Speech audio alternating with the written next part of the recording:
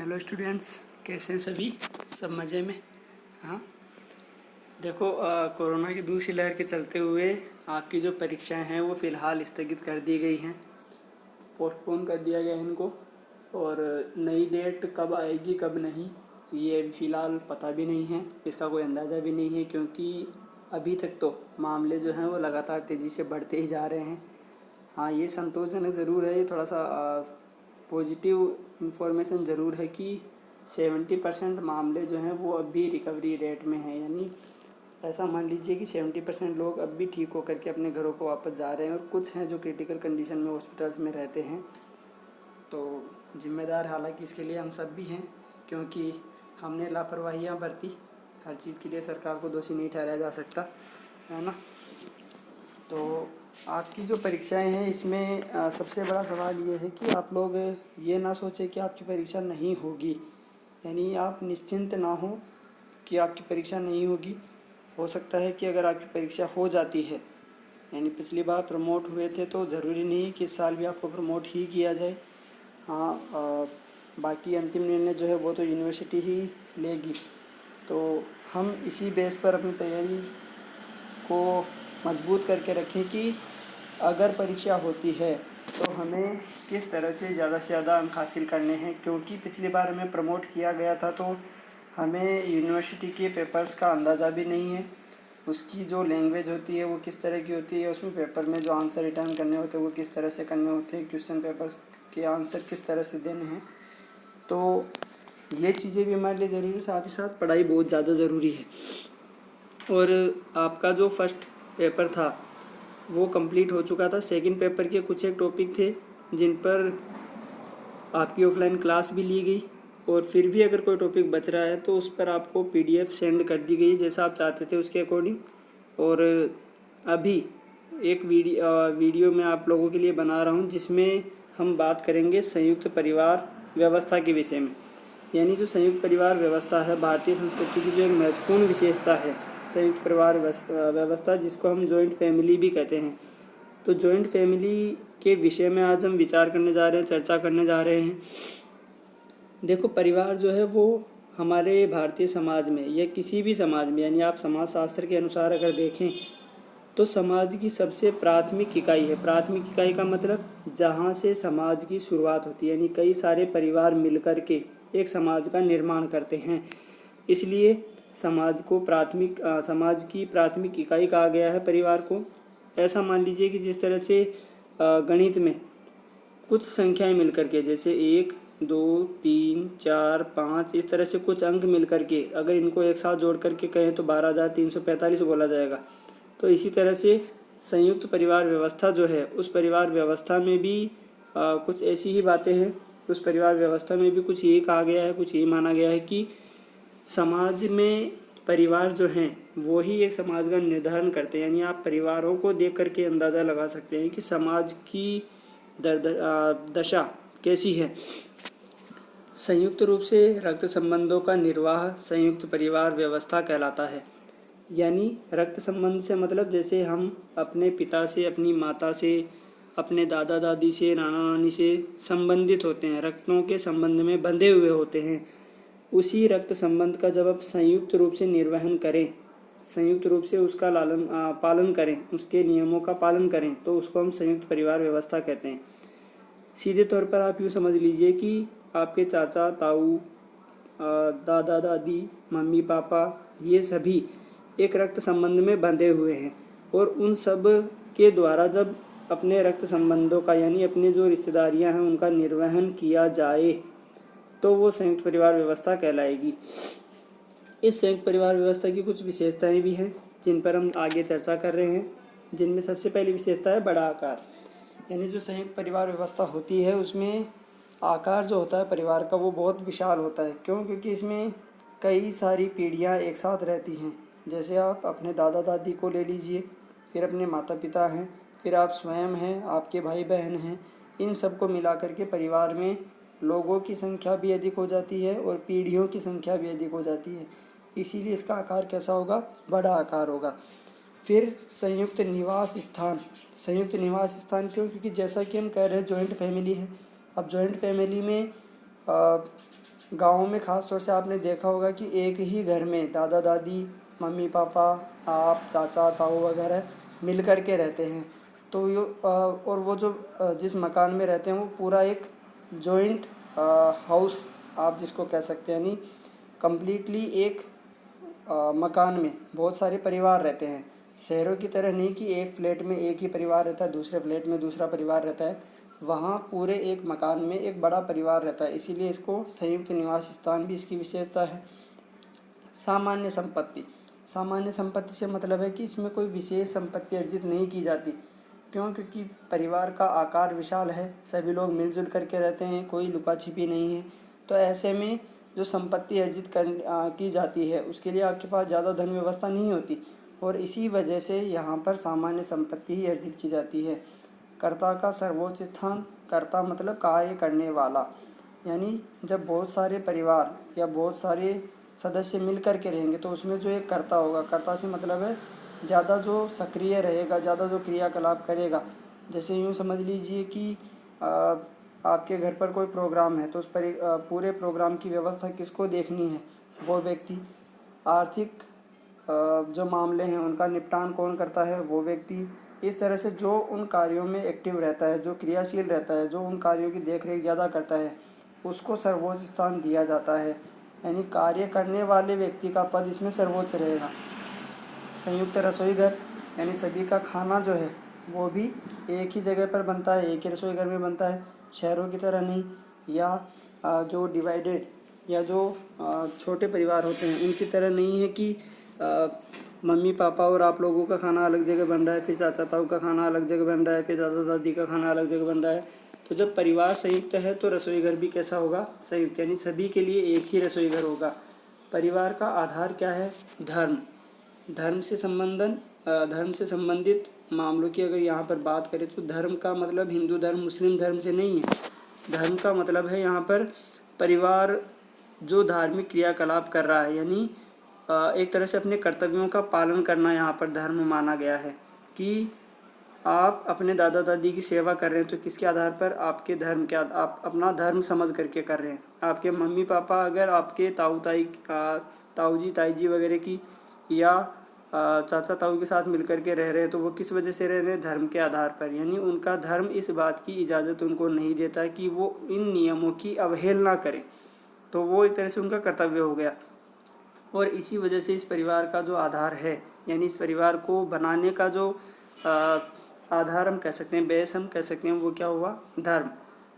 सामान्य सामाजिक कर्तव्य और अधिकार इस जॉइंट फैमिली में होते हैं। सामान्य सामाजिक कर्तव्यों और अधिकारों से मतलब कि कुछ विशेष क्रियाकलाप निर्धारित नहीं होते, कुछ विशेष क्रियाकलाप बांटे नहीं जाते, बल्कि जो सामाजिक कार्य हैं उन सामाजिक कार्यों में सामान्य रूप से जो कर्तव्य बनता है एक व्यक्ति का अपने परिवार के प्रति, और जो अधिकार होते हैं समाज में अपने परिवार के प्रति, उन अधिकारों और कर्तव्यों का पालन इसमें किया जाता है।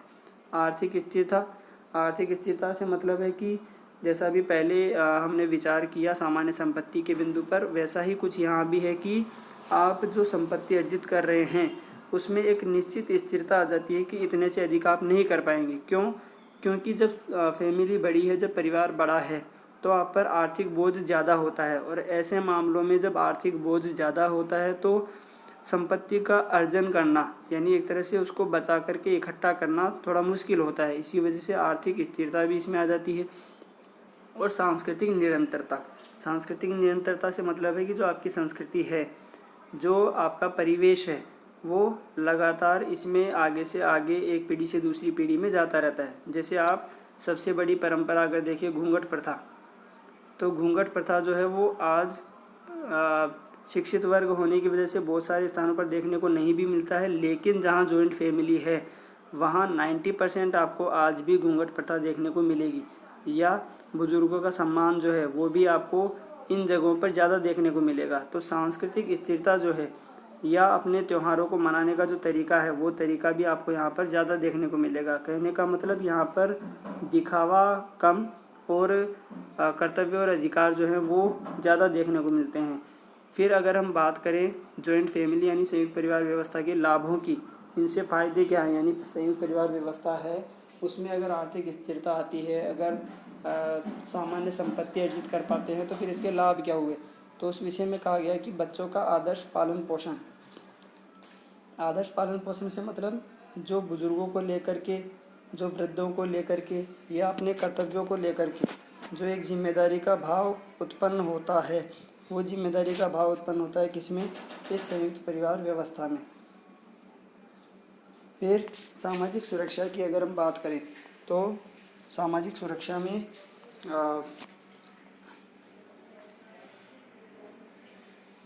सामाजिक सुरक्षा की अगर हम बात करें तो सामाजिक सुरक्षा में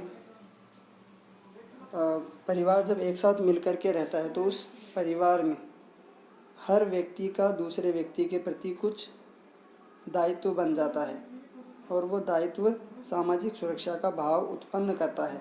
यानी जब समाज की प्राथमिक इकाई परिवार को मान लिया गया, तो ऐसे में समाज की इकाई के रूप में, यानी प्राथमिक इकाई के रूप में जब परिवार को माना गया, और वो परिवार अगर मजबूत स्थिति में है, सामाजिक रूप से अगर वो परिवार मजबूत स्थिति में है, तो उस पर सुरक्षा का दायित्व भी बढ़ जाता है। यानी इसीलिए ऐसा कहा गया है कि इसमें सामाजिक सुरक्षा अधिक होती है। आदर्श गुणों का विकास होता है, जो हमने पहले बिंदु में देखा कि जब जॉइंट फैमिली होती है, जब संयुक्त परिवार व्यवस्था होती है, तो उसमें आदर्श उत्पन्न किए जाते हैं आने वाली पीढ़ी में, नई पीढ़ी में, और इसी वजह से आदर्श गुणों का विकास यहाँ पर होता है, सामूहिक भावना का विकास। क्योंकि वहाँ जब आप किसी कार्यक्रम को देखेंगे, किसी त्यौहार वगैरह को देखेंगे, तो उस त्यौहार में, उस कार्यक्रम में आप क्या देखेंगे कि सभी सामूहिक रूप से, समूह के रूप में अपने दायित्वों का निर्वहन कर रहे हैं। उसके बाद स्वस्थ मनोरंजन, यानी वहाँ पर अपने उद्देश्यों की पूर्ति के लिए, या फिर ऐसा कह लीजिए कि उद्देश्यों के साथ साथ अपने हितों के लाभ के लिए, या हितों के लाभ के लिए भी अगर ना कहें, तो परिवार में सदस्यों की संख्या अधिक होती है।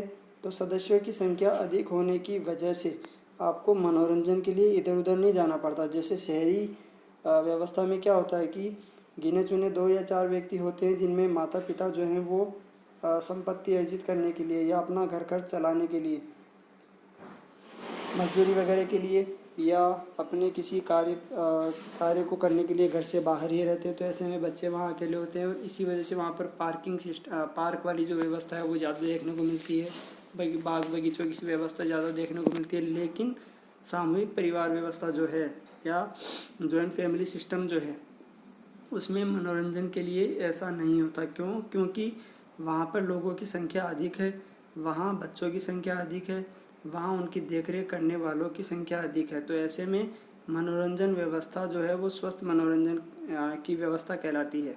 फिर सांस्कृतिक निरंतरता, जैसा हमने भी ऊपर विशेषताओं में देखा कि एक पीढ़ी से दूसरी पीढ़ी में सांस्कृतिक गुणों का आदान प्रदान होता है। आदान प्रदान होने से मतलब कि एक पीढ़ी ने जो कुछ देखा अपने समय में, जो कुछ सीखा, वो आने वाली पीढ़ी को भी सुपुर्द किया जाता है, उसको भी सिखाया जाता है। धन की बचत होती है। धन की बचत किस तरह से? क्योंकि यहाँ पर फिजूल खर्ची बहुत कम होती है। जैसे कि आपने अभी मनोरंजन के विषय में ही देखा, शहरी सिस्टम में या जो शहरी व्यवस्था, उसमें क्या होता है कि मनोरंजन के लिए बाहरी जीवन में मनोरंजन को तलाशते हैं। जैसे मॉल वगैरह में जाना, पिक्चर हॉल वगैरह में जाना, या फिर किसी दूसरी ऐसी जगह पर जाना जहाँ पर पैसा खर्च होगा आपके मनोरंजन के लिए। जबकि सामूहिक परिवार व्यवस्था में ऐसा नहीं है, संयुक्त परिवार व्यवस्था में ऐसा नहीं है। तो इस तरह से यहाँ पर धन की बचत भी होती है, और एक दूसरे की मदद के लिए भी लोग हमेशा तैयार रहते हैं, तत्पर रहते हैं। तो वहाँ भी खर्च होना न के बराबर होता है। तो ऐसा हम कह सकते हैं कि धन की बचत भी वहाँ पर देखने को मिलती है। भूमि का उपखंडों में विभाजित न होना। क्यों? क्योंकि जब जॉइंट फैमिली होती है, जब संयुक्त परिवार व्यवस्था होती है, तो संयुक्त परिवार व्यवस्था में क्या होता है कि जो एक विशाल भूखंड है, जैसा मान लीजिए कि एक खेत है, इस खेत के टुकड़े कब होंगे? अगर वो परिवार टुकड़ों में बढ़ जाएगा, यानी आपके दादा के बाद की जो पीढ़ी है, आपके मम्मी पापा, आपके चाचा चाची, आपके ताऊ ताई, ये सब जब टुकड़ों में बटेंगे, अपना परिवार अलग अलग चलाने के लिए प्रयास करेंगे, तो उसी खेत के टुकड़े भी होंगे, क्योंकि उसके विभाजन के पश्चात ही उनका अलग अलग होना तय होगा। लेकिन अगर ये लोग संयुक्त परिवार व्यवस्था में ही रहते हैं, तो संयुक्त परिवार व्यवस्था में वो खेत उसी तरह से पूरा एक साथ रहेगा, तो ऐसे में जो भूमि के उपखंड, भूमि जो है उसका उपखंडों में विभाजित होना नहीं होता। अब बात करें इसके दोषों के विषय में, क्योंकि हर सिक्के के दो पहलू होते हैं, तो ऐसे में यहाँ पर लाभ हैं तो कुछ कमियाँ भी होंगी, कुछ अवगुण भी होंगे, कुछ दोष भी होंगे। और इन दोषों में सबसे पहला है व्यक्तित्व के विकास में बाधा। व्यक्तित्व के विकास में बाधा क्यों? क्योंकि यहाँ पर सांस्कृतिक परिवेश का उलाहना दे करके या उसके विषय में बोल करके पाबंदियाँ अधिक होती हैं या पाबंदियाँ अधिक लगाई जाती हैं। तो इन्हीं पाबंदियों की वजह से या इन्हीं अनुचित पाबंदियों की वजह से यहाँ पर व्यक्तित्व का विकास संभव नहीं हो पाता। जैसे कि मान लीजिए कि आप शहर में रहते हैं, तो शहर में आप किसी तरह के कपड़े वगैरह पहन लेते हैं, कभी भी आना जाना ये सब निश्चित होता है। लेकिन अगर आप संयुक्त परिवार व्यवस्था में हैं तो वहाँ पर आपको टोकने वाले अधिक होंगे, आपका ध्यान रखने वाले अधिक होंगे, और ऐसे में आपका जो व्यक्तित्व है वो उन्हीं लोगों के इर्द गिर्द बंध जाता है। फिर दूसरा है कुशलता में बाधा, यानी जब आप किसी के अधीन रहते हैं तो आप स्वविवेक का यूज नहीं कर सकते, आप अपने स्वविवेक का उपयोग नहीं कर पाते हैं। यानी आप किसी परिस्थिति में अगर फंसे हुए हैं तो वहाँ पर आप ये उम्मीद रखेंगे कि सामने वाला आपकी मदद कर देगा, आप उस जगह पर अपने विवेक का प्रयोग नहीं करेंगे, तो ऐसे में आपकी कुशलता में बाधा उत्पन्न होती है। अकर्मण्यता, आपके काम करने के लिए बहुत सारे लोग वहाँ पर उपस्थित होते हैं, तो ऐसे में आप में अकर्मण्यता आती है, यानी आप में काम करने का भाव उत्पन्न नहीं होता। द्वेष और कलह, जहाँ जितने ज़्यादा लोग होंगे वहाँ बातें भी उतनी ज़्यादा होंगी, और बातें अगर ज़्यादा होंगी तो किसी को सहन होगा, किसी को नहीं होगा, और इसी वजह से वहाँ पर द्वेष और कलह यानी झगड़े और मनमुटाव जो है वो भी अधिक होने के चांसेस रहते हैं। जनसंख्या में तीव्र वृद्धि, जनसंख्या में तीव्र वृद्धि का मतलब परिवार अगर संयुक्त परिवार के रूप में है तो वहाँ पर जिम्मेदारियाँ कम होती हैं। जिम्मेदारियाँ कम होने का मतलब कि हर कोई एक दूसरे पर आश्रित रहता है, और ऐसे में जब जिम्मेदारियों का बोझ कम हो तो परिवार को सीमित रखने के विषय में व्यक्ति विचार नहीं करता, और इसी वजह से जनसंख्या में संयुक्त परिवार व्यवस्था की वजह से तीव्र गति होती है, तीव्र वृद्धि होती है। स्त्रियों की दुर्दशा, जैसे अभी हमने ऊपर बात की कि व्यक्तित्व के विकास में बाधा, क्योंकि वहाँ पर आप पर रोक टोक करने वाले लोग अधिक होंगे, आप पर नियंत्रण रखने वाले लोग अधिक होंगे, और अपने उच्च आदर्शों की दुहाई देने वाले व्यक्ति अधिक होंगे। तो ऐसे में स्त्रियों की दुर्दशा भी वही होती है, क्योंकि हमने अभी ऊपर देखा था कि जिस तरह से घूंघट प्रथा है, वो घूंघट प्रथा आपको संयुक्त परिवार में ही ज़्यादा देखने को मिलेगी। तो ऐसे में स्त्रियों की दुर्दशा वही नज़र आती है, क्योंकि वहाँ जब स्त्रियों के विषय में कुछ अच्छा करने के बारे में सोचा जाता है, विचार किया जाता है, तो संयुक्त परिवार व्यवस्था के जो मुखिया होते हैं, ये कथित मुखिया अपने आदर्शों और अपने आदेशों की दुहाई दे करके ऐसा करने से उनको वंचित कर देते हैं। गोपनीयता का अभाव, क्योंकि आपके पास स्थान कम होता है और सब कुछ सार्वजनिक होता है, तो ऐसे में गोपनीयता का अभाव होता है, यानी आप कॉन्फिडेंशियल कुछ भी नहीं रख पाते। कॉन्फिडेंशियल से मतलब है कि कुछ ऐसी बात या कोई ऐसे दस्तावेज जिनको आप छुपा करके रखना चाहें, या कुछ ऐसे क्रियाकलाप जो आप चुपचाप करना चाहें, वो सब यहाँ संभव नहीं है, क्योंकि वो सार्वजनिक हो ही जाता है। सामाजिक समस्याओं का जन्म, जैसे कि आपने देखा कि जनसंख्या में तीव्र वृद्धि होती है, स्त्रियों की दुर्दशा यहाँ पर होती है, अकर्मण्यता होती है, कुशलता में बाधा होती है, और ये सारे मिलकर के समाज में समस्याओं को जन्म देते हैं। जैसे मान लीजिए कि आप संयुक्त परिवार व्यवस्था में हैं और वहाँ पर आप पर नियंत्रण आवश्यकता से अधिक है, यानी आपको कुछ भी करने से पहले 2-3 लोगों से सलाह लेनी होती है, तो ऐसे में आप कुंठा का शिकार होंगे, और उस कुंठा का शिकार होने के पश्चात आप में अकर्मण्यता उत्पन्न होगी, आप में नेगेटिविटी उत्पन्न होगी, जो सामाजिक समस्याओं को जन्म देगी। और अन्य हानियों में अगर आप देखें तो इतने सारे दोष समझने के बाद, इतने सारे दोष सामने आने के बाद संभव है कि आपको ये भी समझ में आ ही गया होगा कि इस तरह से जो संयुक्त परिवार व्यवस्था होती है उसमें और भी कई हानियाँ हो सकती हैं। जैसे कि अगर आप उदाहरण के तौर पर देखें तो पाबंदियाँ अधिक होती हैं, पाबंदियों के साथ साथ आप स्वतंत्र रूप से कुछ भी विचार करने को आज़ाद नहीं होते, यानी आप अपने स्वविवेक का उपयोग वहाँ पर नहीं कर पाते हैं। ठीक इसी तरह से अगर आप कोई भी कार्य करना चाह रहे हैं, अगर आप अपने स्तर पर कोई कार्य करना चाह रहे हैं, जैसे यूँ मान लीजिए कि आपको शादी ही करनी है, अपनी नहीं, अपनी बहन की, मान लीजिए अपने रिश्तेदार की, यानी आपको अपनी बहन की शादी करनी, तो उसमें खर्च करते वक्त भी आपको सोचना पड़ेगा कि आपके चाचा, आपके दादा दादी ये सभी इस चीज़ से सहमत हैं या नहीं हैं, या जिस तरह की व्यवस्था आप उस कार्यक्रम में चाहते हैं वैसी व्यवस्था करने से पहले आपको विचार करना पड़ेगा।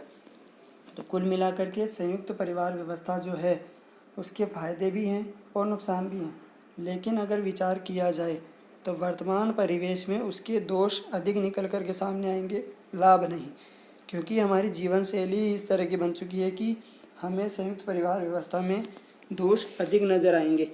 हालांकि संयुक्त परिवार व्यवस्था जो है वो कुछ मायनों में सही भी है, जैसा कि हमने विशेषताओं में देखा, उसके लाभों में देखा, तो हम पूरी तरह से संयुक्त परिवार व्यवस्था को गलत नहीं ठहरा सकते। लेकिन वर्तमान परिवेश में संयुक्त परिवार व्यवस्था इतनी संभव नहीं है जितनी हो सकती है। यानी आप अगर संयुक्त परिवार व्यवस्था में रहना भी चाहें तो संभवतः उसमें नकारात्मकता ज़रूर आएगी। उम्मीद है आपको आज का ये बिंदु भी समझ में आया होगा, और परीक्षा में निश्चित रूप से मुझे पूरी उम्मीद है कि इससे संबंधित प्रश्न आपको देखने को मिल जाएगा।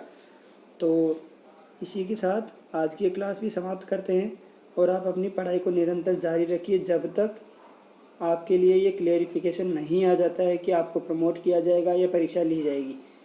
क्योंकि यूनिवर्सिटी किसी भी समय अगर नया टाइम टेबल जारी करके परीक्षा की तिथि घोषित कर सकती है, तो ऐसे में नुकसान हमें होगा, क्योंकि अगर हम समय पर तैयार नहीं हैं, अगर हम अपनी इस समय को व्यर्थ गंवा रहे हैं, तो आने वाले समय में नुकसान हमें ही उठाना पड़ेगा, जिसकी भरपाई अगले 3 साल तक नहीं हो पाएगी। तो उम्मीद है कि आप मेरी बातों से सहमत होंगे। आज के लिए इतना ही, फिर से मिलेंगे एक नई क्लास में एक नए बिंदु के साथ। तब तक के लिए धन्यवाद।